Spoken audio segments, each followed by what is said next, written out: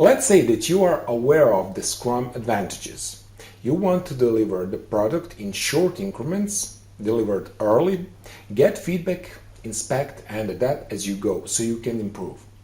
By delivering in short cycles or sprints, you are also managing risks very effectively and optimizing the value you create as Scrum team. In this video, I'm going to talk about 4 prerequisites conditions for Scrum to be successful. They may even cut to some challenges you are having with your team at the moment. Let's get started.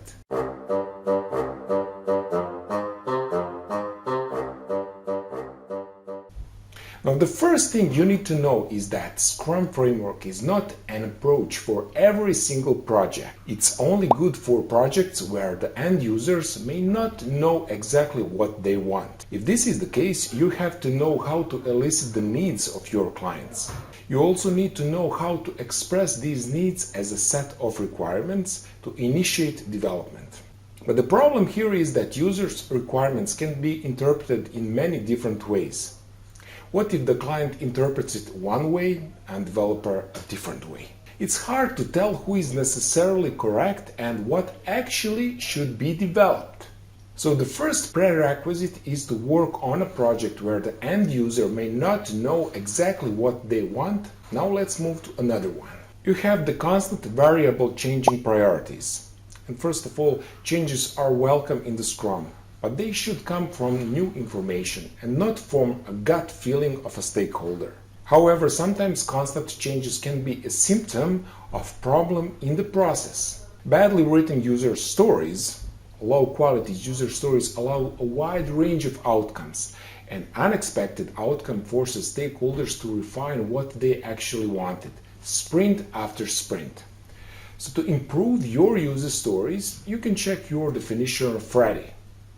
And also make sure to check whether your product owner has access to the right stakeholders and other people with decision-making power.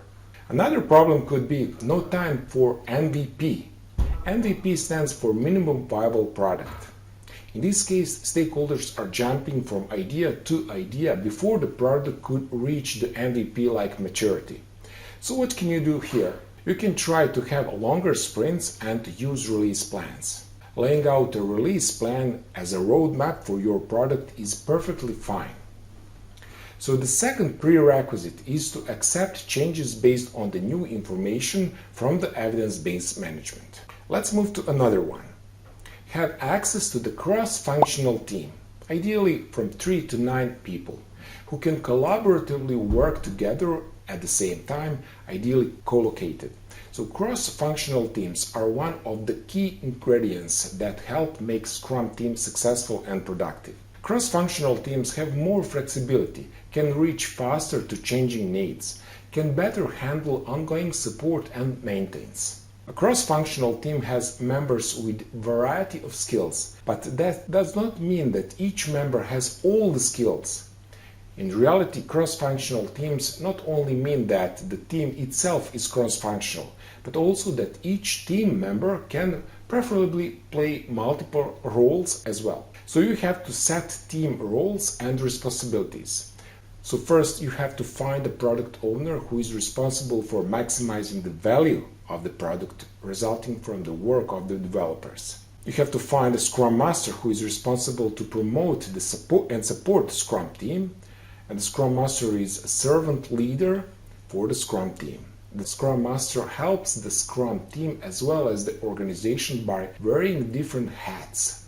For example, facilitator, teacher, mentor, coach, etc.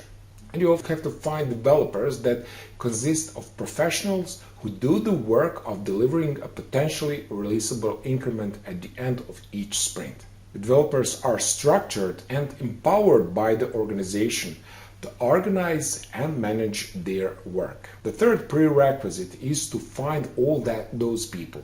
So if you cannot find them, you have to know that this is not about Scrum, it's about you.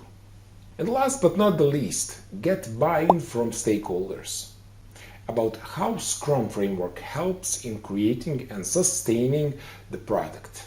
Another key role of stakeholders in Scrum is to provide consistent feedback and insight on the product increments, created by the Scrum team.